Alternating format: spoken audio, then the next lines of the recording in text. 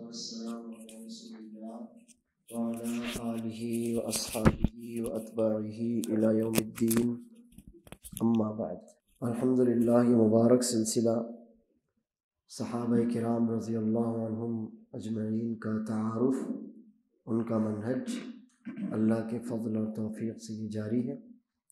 اللہ کا شکر ہے، پچھلے ہفتے ہم نے جو 3 حدیثیں صحابہ کرام خاص طور پر مہاجرین اور انصار رضی اللہ عنہم اجمعین کی تعریف میں نبی صلی اللہ علیہ وسلم کی زبان مبارک سے نکلی ہوئی دعاؤں کے سلسلے میں جو 3 حدیثیں آپ کے سامنے رکھی تھیں، ان میں ایک کا اور اضافہ کر لیجئے۔ ایک میں الفاظ تھے اغفر ارحم اکرم، اے اللہ مہاجرین اور انصار کی مغفرت کر، اللہ مہاجرین اور انصار پر رحم فرما، اللہ مہاجرین اور انصار کو عزت عطا فرما، ان کی تکریم کر۔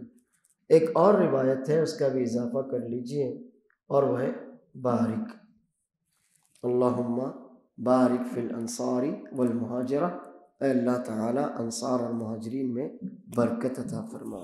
اور برکت کا یہ مطلب ہوتا ہے کہ کوئی بھی خیر جو اللہ عز و جل نے دیا ہو، اس سے انسان بھرپور فائدہ اٹھائے، اس سے اس کو دنیا اور آخرت میں اپنے کاموں میں تعاون ہو، اپنے کام جو بھی وہ کر سکتا تھا اللہ عز و جل کی توفیق سے اور زیادہ اچھے پیمانے پر کرے، جیسے اولاد میں برکت، مال میں برکت، نیکیوں میں برکت، عمر میں برکت، علم میں برکت، کہ دوسرے لوگوں کے مقابلے میں اللہ عز و جل آپ کو اتنا دے جس میں آپ کا اپنا بھلا بھی ہو اور آپ کے ذریعے دوسروں کو بھی خیر پہنچے۔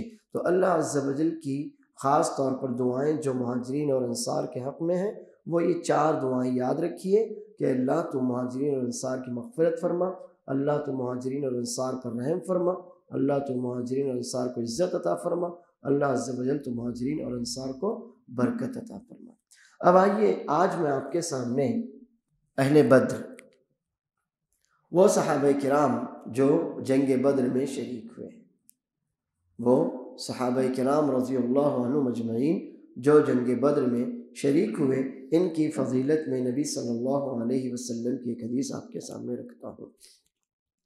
واقعہ ہے، مشہور واقعہ ہے، اللہ کے رسول صلی اللہ علیہ وسلم نے جب مکہ مکرمہ پر فوج کشی کا ارادہ کیا، سن 6 ہجری میں نبی صلی اللہ علیہ وسلم اور مکے کے کفار قریش کے درمیان ایک ایگریمنٹ، صلح کا معاہدہ ہوا تھا کہ ہم 10 سالوں تک اب جنگ نہیں کریں گے۔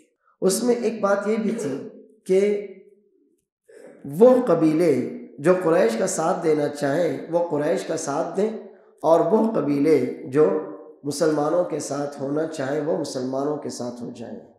اور یہ بھی تھا کہ اگر ہمارے قبیلوں کا آپس میں کچھ ہوتا ہے تو ہم ان میں سے کسی کا بھی ساتھ نہیں دیں گے۔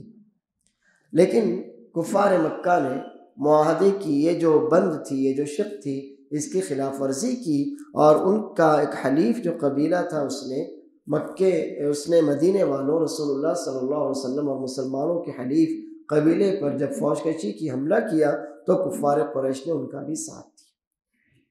اس طرح سے انہوں نے معاہدہ اور ایگریمنٹ توڑا۔ اب ضروری ہوا کہ جب انہوں نے معاہدہ توڑا ہے تو ان کو اس کی سزا دی جائے۔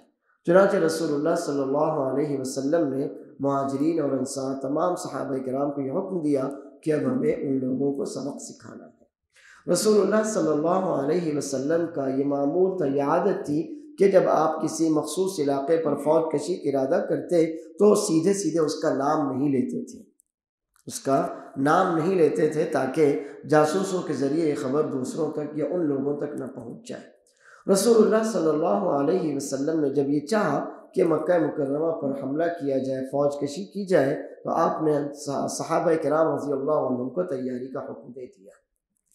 انہی صحابہ کرام میں سے ایک صحابی تھے حاطب بن ابی بلتعہ، حاطب بن ابی بلتعہ رضی اللہ عنہ۔ ان کے اہل و عیال، ان کے افراد خانہ مکہ مکرمہ میں مقیم تھے، یہ قریشی نہیں ہیں، مہاجر صحابی ہیں اور بدری صحابی ہیں۔ حاطب بن ابی بلتعہ رضی اللہ عنہ انہی صحابہ کرام میں سے تھے۔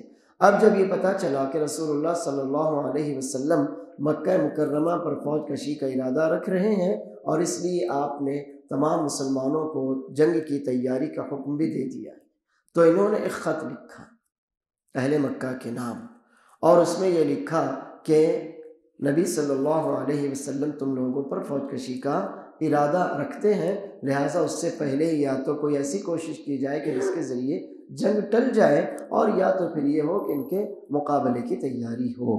اب مسئلہ یہ تھا کہ بہرحال یہ اللہ کے رسول صلی اللہ علیہ وسلم کے راز کو دشمنوں تک پہنچانا تھا۔ اور انہوں نے یہ خط ایک عورت کے حوالے کر دیا کہ وہ جائے اور کفار مکہ تک یہ خط پہنچا دے۔ اللہ عز و جل نے اپنے نبی صلی اللہ علیہ وسلم کو اس بات کی خبر دی، اور اسی سلسلے میں سورہ ممتحنہ کی ابتدائی آیتیں نازل ہوئی۔ 28واں پارہ، بسم اللہ الرحمن الرحیم، یا ایھا الذین آمنوا لا تتخذوا عدوی وعدوکم اولیاء تلقون الیہم بالمودۃ۔ اے مومنو، کافروں کو اللہ اور اپنے دشمنوں کو اپنا ولی، اپنا مددگار، اپنا دوست نہ بناؤ، تمہارے دوست نہیں ہیں، تم محبت ان کی طرف تم چاہتے ہو کہ محبت سے کوئی کام کیا جائے، حالانکہ وہ تم کو اور تمہارے رسول کو اپنے علاقے سے نکالنے والے۔ یہ ابتدائی آیتیں اللہ عز و جل نے نبی صلی اللہ علیہ وسلم پر نازل فرمائی، جن میں ہمیں اور ہمارے اسلاف کو اس بات سے ڈرایا گیا کہ کافروں کو، جو ہمارے کھلے ہوئے دشمن ہیں، جن کے دلوں میں ہماری دشمنیاں ہیں اور جو ہم کو ہر طرح نقصان پہنچانے کی کوشش کرتے ہیں، ہمیں بلا وجہ ان کا خیر سوچنے کی اور مسلمانوں کے خلاف ان کا خیر پہنچانے کی کوشش نہیں کرنا چاہیے۔ وَقَدْ كَفَرُوا بِمَا جَاءَكُم مِّنَ الْحَقِّ يُخْرِجُونَ الرَّسُولَ وَإِيَّاكُمْ أَن تُؤْمِنُوا بِرَبِّكُمْ۔ صرف اس وجہ سے انہوں نے تمہارے اور رسول اللہ صلی اللہ علیہ وسلم کے ساتھ دشمنی کی ہے کہ تم اپنے رب پر ایمان لے آئے ہو۔ یہ ابتدائی آیتیں سورہ ممتحنہ کی نبی صلی اللہ علیہ وسلم پر نازل ہوئی، اور آپ کو بتایا گیا کہ حاطب بن ابی بلتعہ رضی اللہ عنہ کا ایسا معاملہ ہے۔ رسول اللہ صلی اللہ علیہ وسلم نے علی بن ابی طالب اور زبیر بن عوام رضی اللہ عنہما کو بھجوایا اور کہا کہ فلاں جگہ تمہیں وہ عورت ملے گی، اس کے پاس سے وہ خط تم لے لینا۔ یہ دونوں صحابہ کرام رضی اللہ عنہم گئے اور اس عورت کو پکڑا اور اس عورت سے وہ خط حاصل کر لیا۔ اس خط میں وہی بات تھی جو میں نے آپ کے سامنے رکھی کہ حاطب بن ابی بلتعہ رضی اللہ عنہ نے کفار مکہ کو رسول اللہ صلی اللہ علیہ وسلم کی پیش قدمی اور ان پر فوج کشی کی خبر دی تھی۔ رسول اللہ صلی اللہ علیہ وسلم نے حاطب رضی اللہ عنہ کو بلوایا اور کہا، حاطب یہ کیا معاملہ ہے؟ حاطب رضی اللہ عنہ نے کہا کہ اللہ کے رسول صلی اللہ علیہ وسلم، میں اللہ اور اس کے رسول صلی اللہ علیہ وسلم پر ایمان رکھتا ہوں، میں منافق نہیں ہوں اور نہ میں ان کا جاسوس ہوں، بس بات اتنی سی ہے کہ یہاں پر جتنے بھی مہاجرین ہیں، یہاں آپ کے ساتھ جتنے بھی مکے والے مہاجرین مسلمان موجود ہیں، ان سب کے رشتہ دار مکہ مکرمہ میں موجود ہیں، تو اگر ان کے افراد خانہ میں سے کوئی ہے تو کسی بھی انہونی کی صورت میں ان کے رشتہ دار ہیں جو ان لوگوں کے افراد خانہ کی حفاظت کریں گے، لیکن میں مکے والوں میں سے نہیں ہوں، میرے افراد خانہ مکہ مکرمہ میں مقیم ہیں، اگر کوئی بات ہو جاتی، آپ ان پر فوج کشی کرتے تو میرے گھر والے بالکل تنہا پڑ جاتے، کوئی ان کی مدد کرنے والا اور حفاظت کرنے والا نہیں ہوتا، تو میں نے چاہا کہ مکے والوں پر ایک احسان کر دوں جس کے نتیجے میں وہ میرے گھر والوں کی حفاظت کریں۔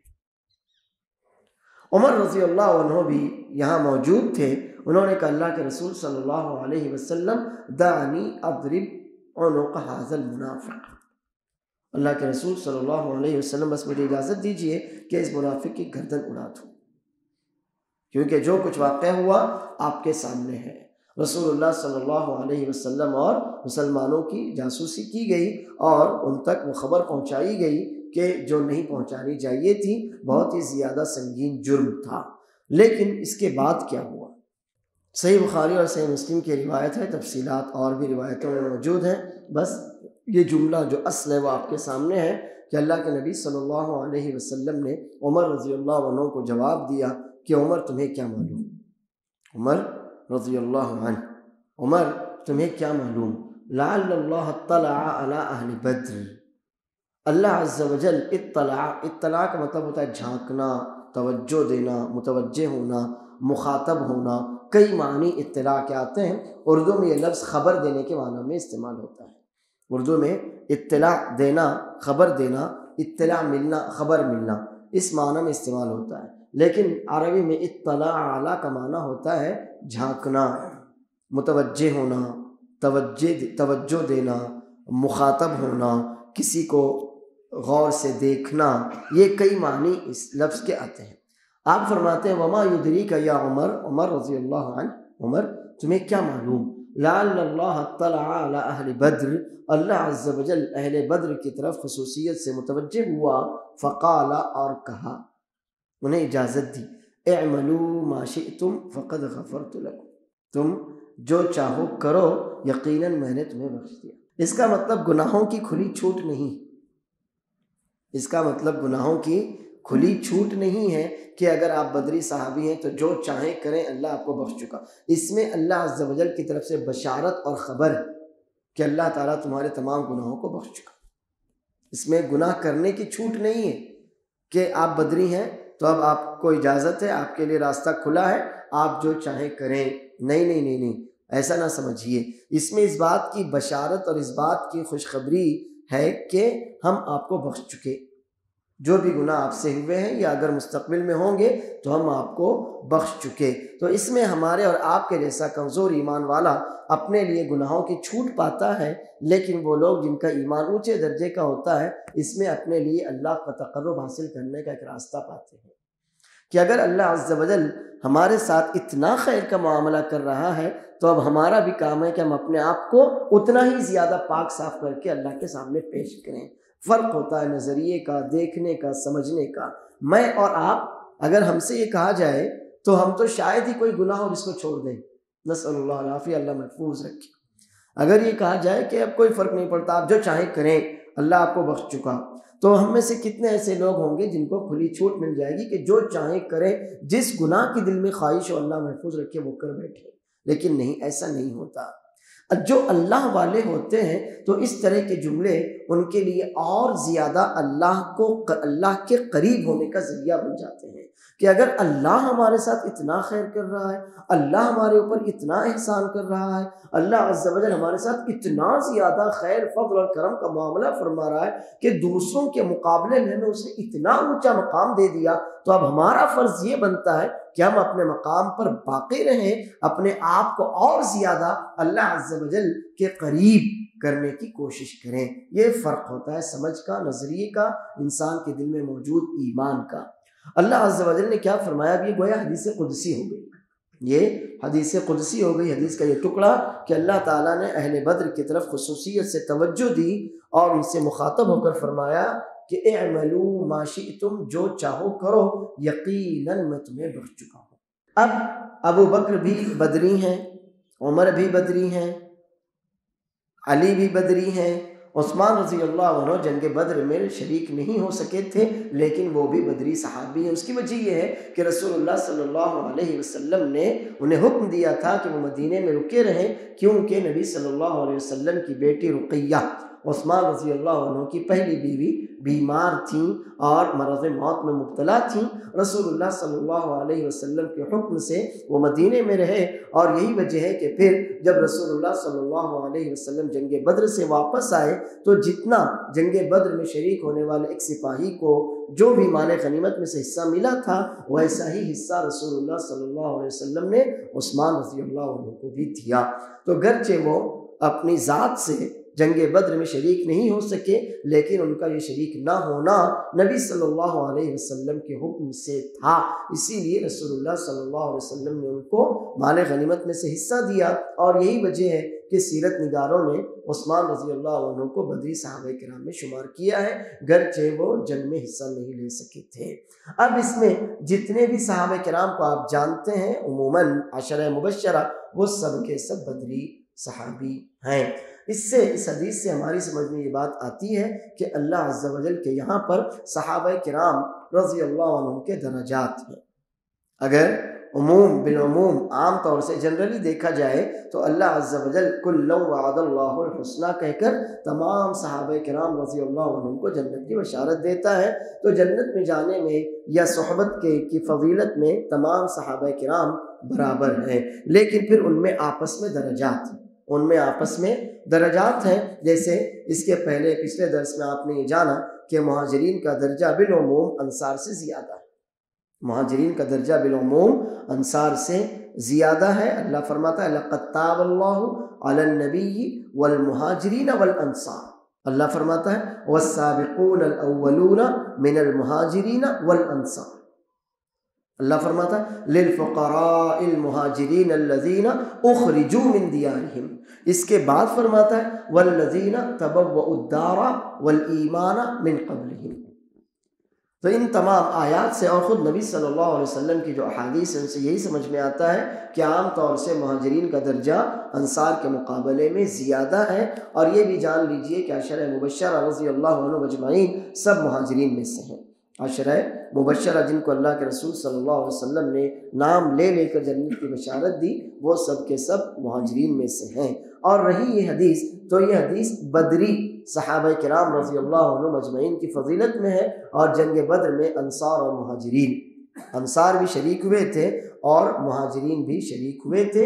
حدیث کا یہ ٹکڑا یاد رکھیے کہ اللہ عز و جل نے اہل بدر کی طرف خصوصیت سے توجہ دے کر فرمایا کہ جو چاہو کرو یقیناً میں تمہیں بخش چکا ہوں. لہٰذا کسی بھی بدری صحابی یا عموماً صحابہ کرام رضی اللہ عنہ مجمعین کے لیے دل میں کسی بھی طرح کی کدورت آپ کے لیے جائز نہیں. یہ ٹکڑا یاد رکھیے وما یدریک، آپ کو کیا معلوم، آپ کو نہیں معلوم.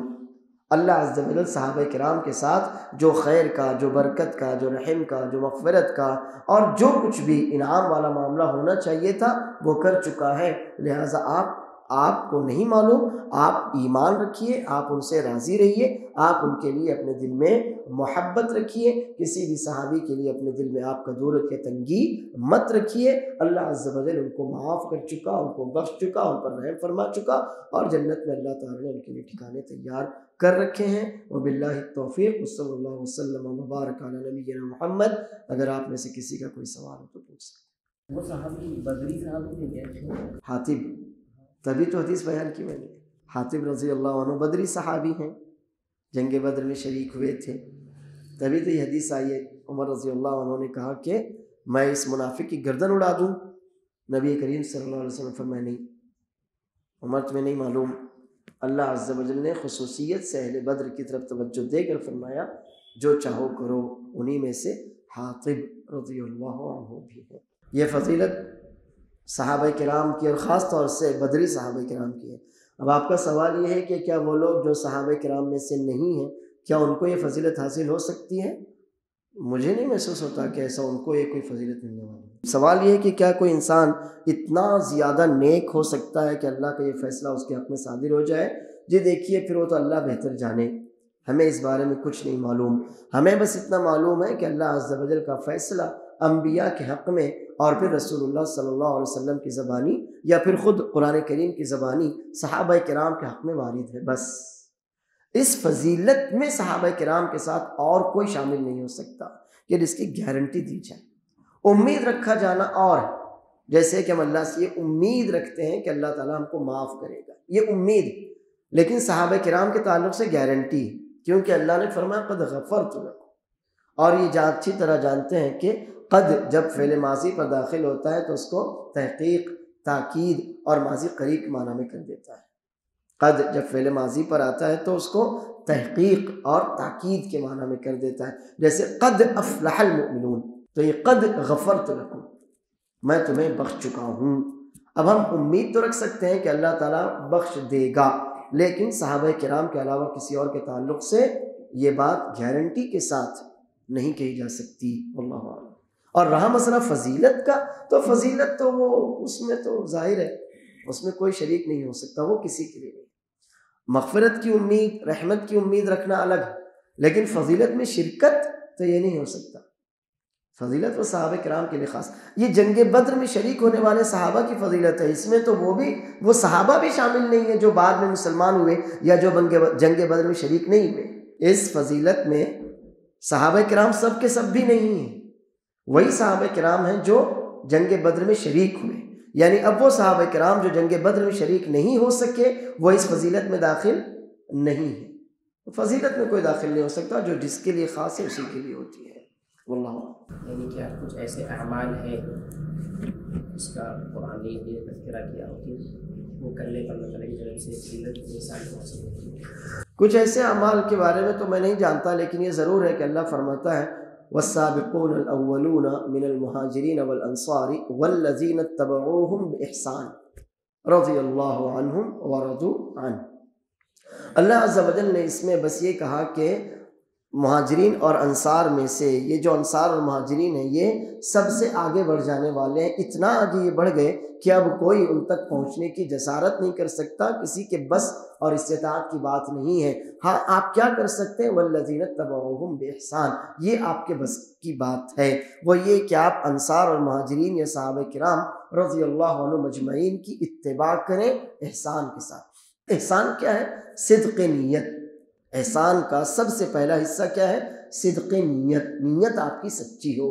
اس کے بعد دوسرا یہ ہے کہ آپ کا راستہ وہی ہو جو ان کا تھا منہج، اور تیسرا یہ ہے کہ آپ بھی انہی کی طرح ثابت قدم رہتے ہوئے اپنے رب سے ملیں جس طرح وہ اپنے رب سے ملے۔ تو یہ تین باتیں اس میں ضروری ہیں، احسان، صدق نیت، منہج، اور پھر ثابت قدمی کے ساتھ آپ کی بھی موت ہو جائے تو پھر یہ امید رکھی جائے گی۔ بقیہ گارنٹی کی بات تو کوئی نہیں کہہ سکتا، یا کوئی ایسا عمل میں آپ کو نہیں بتا سکتا، واللہ عالم، خود مجھے علم نہیں ہے کہ جس میں انسان کے لیے گارنٹی نہیں۔ گارنٹی تو موت پر ہوتی ہے۔ گارنٹی کب دی جائے گی کسی کی؟ کہ وہ جب اس کی موت ایمان پر ہو اور وہ خود اللہ عز و جل یا پھر اس بندے کے علاوہ کوئی نہیں جانتا، کیونکہ بندہ اپنی موت کے وقت اپنا ٹھکانہ دیکھ لیتا ہے۔ جس طرح کے فرشتے اس کے پاس آتے ہیں اس کو پتہ چل جاتا ہے کہ وہ کہاں جانے والا ہے، کیونکہ ملک الموت جو فرشتے موت کے ہوتے ہیں وہ اس سے کہتے ہیں، اگر نیک روح ہے، پاک ہے، مومن ہے، تو کہتے ہیں کہ اپنے رب کی طرف چلو، رب تم سے راضی، اور پھر اس کے ساتھ جو معاملہ ہوتا ہے وہ سب خیر کا معاملہ ہوتا ہے۔ لیکن اگر وہ کافر ہے، منافق ہے، فاسق ہے، تو پھر عذاب کے فرشتے اس کے پاس آتے ہیں اور کہتے ہیں اپنے رب کی طرف چل، تیرا رب بھی تجھ سے ناراض ہے اور تو بھی اپنے رب سے متنفر ہے۔ اللہ محفوظ رکھے۔ اللہ، اور کوئی سوال نہیں ہے تو پھر اجازت دیجیے، اللہ نے چاہا تو پھر انشاءاللہ ملاقات ہوگی۔ وباللہ التوفیق وآخر دعوانا الحمد للہ رب العالمین، والسلام علیکم ورحمۃ اللہ وبرکاتہ۔